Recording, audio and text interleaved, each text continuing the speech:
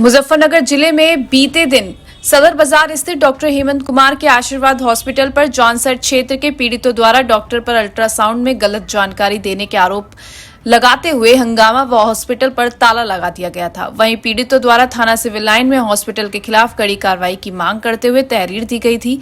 आज पीड़ितों के हंगामे के मामले में आईएमए की टीम द्वारा अपना स्पष्टीकरण दिया गया और पूरे मामले की जांच की बात की गई है। आज आईएमए अध्यक्ष डॉक्टर हेमंत कुमार के साथ पूरी आईएमए टीम ने अपना समर्थन डॉक्टर को दिया है और आईएमए की टीम के पदाधिकारियों डॉक्टर ईश्वर चंद्रा, डॉक्टर देवेंद्र मलिक, डॉक्टर यश अग्रवाल, डॉक्टर अभिषेक यादव सहित वरिष्ठ डॉक्टरों ने कहा है कि पूरे मामले की गहनता से जांच हो और जो भी दोषी हो उसके खिलाफ कड़ी कार्रवाई की जाए। आईएमए ने कहा कि डॉक्टर हेमंत कुमार निर्दोष हैं, हम पुलिस की जांच में सहयोग करेंगे। मैं डॉक्टर यश अग्रवाल, सेक्रेटरी आईएमए। सर, कल घटना हुई थी यहाँ पर बच्चे को लेकर हंगामा हुआ था, ताला भी लगाया, क्या है पूरा आरोप लगाए थे लापरवाही के। हमेशा से होता है, लापरवाही करे कोई और इल्ज़ाम लगे किसी और पे। और ये भी एक उसी तरह का किस्सा है। अल्ट्रासाउंड होता है, बायोमार्कर्स होते हैं, ये सब टेस्ट होने चाहिए जो सरकार की तरफ से भी मान्यता प्राप्त है। 18 हफ्ते पे इनका अल्ट्रासाउंड हुआ गया, जिसमें बोला गया नेजल बोन एब्सेंट, मतलब जो नाक की हड्डी है वो एब्सेंट। इसका मतलब ये नहीं है कि नाक एब्सेंट है, नाक तो होगी, नाक के अंदर की जो हड्डी है वो एब्सेंट होती है। ये एक मार्कर होता है जो अल्ट्रासाउंड पे दिखता है। इसका तात्पर्य होता है कई जगह पे एन्यूप्लॉइडी होती है, इसकी वजह से 100% नहीं होता, few % में। एन्यूप्लॉइडी में सबसे कॉमन जो होता है डाउन सिंड्रोम होता है। 18 हफ्ते पे जब इस तरह की चीज़ आती है तो उसका एक रिव्यू अल्ट्रासाउंड होता है हफ्ता 10 दिन के बाद। उसमें भी अगर सेम पिक्चर आती है तो एक थर्ड अल्ट्रासाउंड की ज़रूरत अगर पड़ती है तो होता है आफ्टर फ्यू वीक्स। अदरवाइज साफ बात है, फ्यूचर टेस्ट होने चाहिए। सबसे ज़रूरी टेस्ट जो इसमें है, जैसे डॉक्टर मलिक ने कहा, double marker and quadruple marker. ये हमको aneuploidy is the right term, वो हमें बताता है कि एन्यूप्लॉइडी है जिसमें कॉमनेस्ट डाउन सिंड्रोम है। ये डाउन सिंड्रोम को डायग्नोज करने के लिए सब है, ताकि जब बच्चा भविष्य में पैदा हो उसमें अगर ये सिंड्रोम होता है तो उसमें बहुत ज़्यादा कमियां होती हैं। तो इसलिए इसको साबित करने के लिए आगे के टेस्ट होते हैं। जब ये टेस्ट ब्लड मार्कर्स बताते हैं, मान लो वो नेगेटिव बताते हैं, फिर भी कंफ्यूजन होता है, तो फाइनल टेस्ट जो है एमनियोसेंटेसिस विद क्रोमोसोमल स्टडीज। जो क्रोमोसोम होते हैं हम सब में होते हैं, सब इंसानों में होते हैं, 46 क्रोमोसोम होते हैं, जिनमें ही ये डिफेक्ट्स होते हैं, उनमें इस तरह की एन्यूप्लॉइडी होती है। तो वो सबसे जो स्ट्रॉन्ग मार्कर होता है वही होता है एमनियोसेंटेसिस, जिसमें जैसे पहले भी बताया कि जो माँ के पेट में जो बच्चे के चारों तरफ जो फ्लूइड होता है, एमनियोटिक फ्लूइड, उसको निकाल के उसका टेस्ट किया जाता है, तब जाके क्लियर होता है। उसके बाद ही डिसीजन होता है कि इसको टर्मिनेट करनी है प्रेगनेंसी को या नहीं करनी है। ये सारी चीज़ें उनको बताई गई, कोई प्रोटोकॉल फॉलो नहीं किया गया। कहीं जाके उन्होंने मेडिकल टर्मिनेशन ऑफ प्रेगनेंसी कराई जो इलीगल है एक तरह से। जैसे डॉक्टर ईश्वर चंदा ने भी बताया कि इसमें कई जगह से परमिशन होती है 5 महीने से ऊपर की प्रेगनेंसी को टर्मिनेट करने के लिए, वो प्रोटोकॉल फॉलो नहीं किया गया, बच्चे को टर्मिनेट किया गया। और फिर ये इल्ज़ाम लगाया गया कि बच्चे की नाक तो है, अरे नाक है, नाक के अंदर की बोन डेफिशिएंट है, पहली बात। दूसरी बात, क्या अबॉर्शन होना था, नहीं होना था, क्या वो सही था, वो तो सब उन जांचों में आता है जो कराई ही नहीं गई। सिर्फ इल्ज़ाम लगाने के लिए इल्ज़ाम लगाया गया कि जी इन्होंने कह दिया, कहीं लिखा ही नहीं कि अबॉर्शन के लिए कहा गया। सिर्फ यही कहा गया है कि आगे की जांच होनी चाहिए, उसके बाद डिसीजन लेना है। वो आगे की जांच हुई नहीं, जल्दीबाजी में डिसीजन लिया गया। कहाँ पे लिया गया वो लोग जाने, और जिन्होंने इस तरह का इलीगल अबॉर्शन कराया है और जिन्होंने किया है, जांच उनके ही होनी चाहिए कि क्यों और कैसे हुआ, बिना प्रॉपर टेस्ट और इन्वेस्टिगेशन। बच्चे की हत्या का आरोप लगाया गया है अस्पताल में, क्या कहेंगे ऐसे में? बच्चे की हत्या किसने की है? माँ बाप ने की है या फिर उन्होंने की है जिन्होंने टर्मिनेट किया है? अल्ट्रासाउंड करके तो किसी की हत्या नहीं हुई ना, और अल्ट्रासाउंड में कहीं नहीं लिखा हुआ कि इस जांच के बाद टर्मिनेट होनी चाहिए प्रेगनेंसी। जांच में साफ लिखा हुआ है आगे की जांच होनी चाहिए, आगे की जांच हुई नहीं। हत्या करी किसने? जिनका बच्चा था उन्होंने करवाई, और उन्होंने की जिन्होंने टर्मिनेट की प्रेगनेंसी।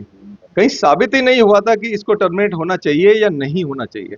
तो बिल्कुल सही बात है, हत्या तो हुई है, लेकिन करी किसने है ये देखना जरूरी है, माँ बाप ने और करने वालों ने जिन्होंने टर्मिनेट की प्रेगनेंसी। ऐसे में आयुष का क्या कहना है? आईएमए का बिल्कुल क्लियर स्टैंड है कि जो सही है वो सही है। एक मेडिकल बोर्ड गठित होना चाहिए, मेडिकल बोर्ड के सामने जो जितने तथ्य हैं वो पेश किए जाएंगे, और जो भी डिसीजन लिया जाएगा मेडिकल बोर्ड का हमें मंजूर है। अच्छा डॉक्टर साहब, जैसे कि लापरवाही डॉक्टर ने की, तो आई में क्या उनके खिलाफ कोई कार्रवाई करना चाहिए? बिल्कुल एक्शन होना चाहिए। ये तो पुलिस को इन्वेस्टिगेशन का मामला है ना। जब एक तथ्य सामने आया है, हमने तो कहा है कि जिन्होंने किया है टर्मिनेशन उनके खिलाफ एक्शन होना चाहिए, उन माँ बाप के खिलाफ होना चाहिए जिन्होंने कराया है। ये दोनों लोग हैं, दोषी हैं जिसमें हैं। हम कैसे दोषी हो सकते हैं एक रिपोर्ट देने में? कहीं लिखा ही नहीं कि टर्मिनेशन। ऊपर से वो कहते हैं कि हमने कहा है। मुंह जबानी बात किसी की कोई कीमत नहीं रखती।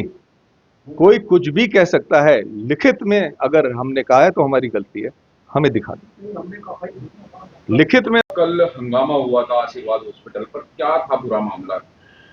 देखिए, मैं डॉक्टर ईश्वर चंद्रा आईएमए का एक रेस्पॉन्सिबल मेंबर हूं, और मैं जो यहाँ पे आप लोगों से ये शेयर कर रहा हूं, ये पूरी तरीके से एक मेडिकल फैक्ट्स हैं।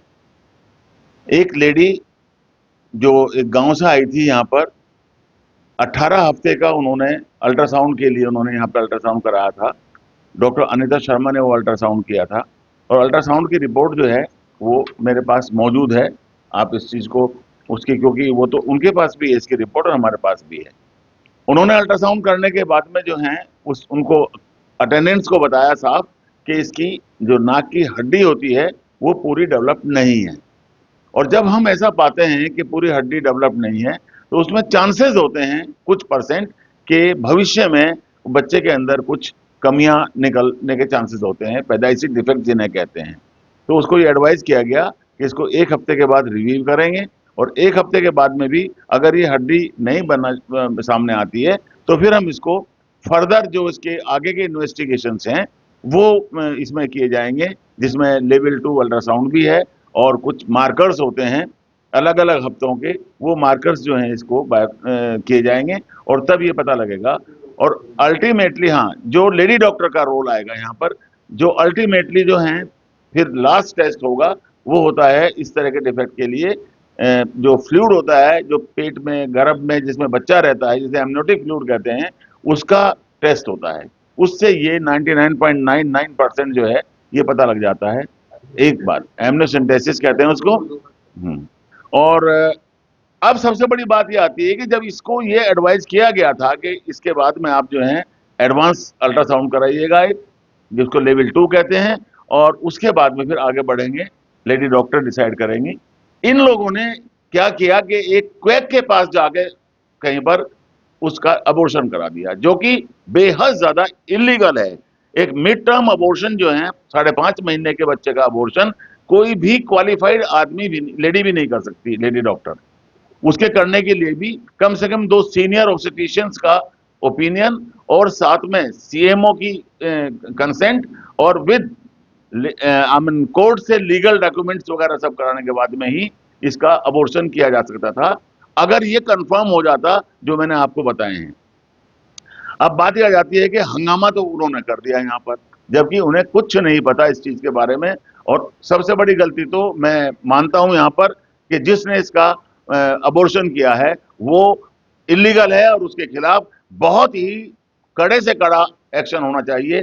हमारी मेंबर डॉक्टर अनिता शर्मा का इसमें कहीं से कहीं तक कोई दोष नहीं है। Doctor Malik please. जी डॉक्टर साहब, क्या कहना चाहिए?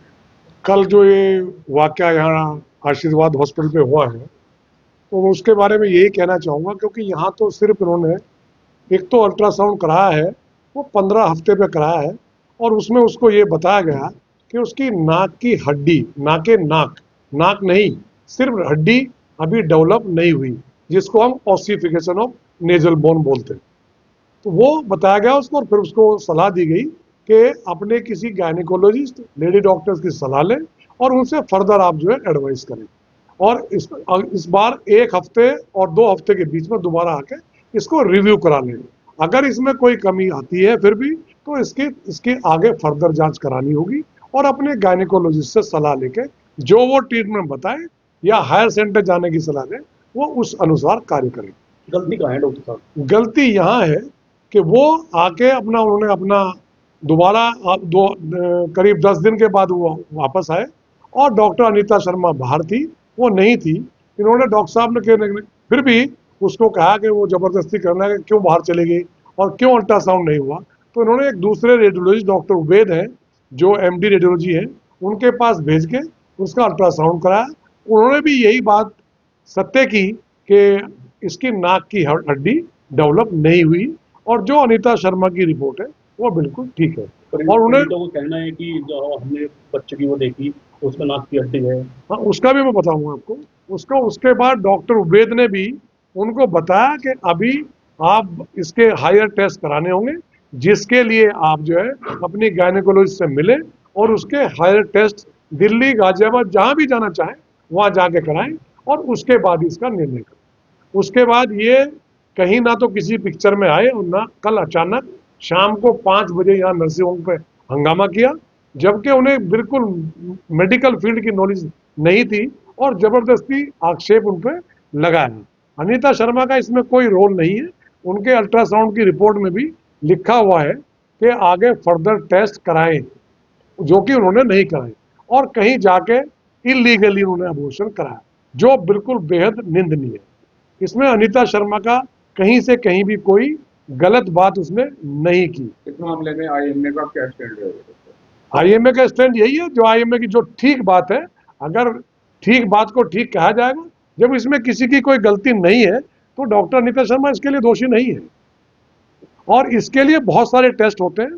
शुरू में 11 से 14 हफ्ते में डबल मार्कर्स होते हैं, फिर 18 से 22 हफ्ते में, 14 से 18 हफ्ते में क्वाड्रेपल मार्कर्स होते हैं। और 2 तरह के मार्कर होते हैं, एक सॉफ्ट टिश्यू मार्कर, एक बायोकेमिकल मार्कर्स।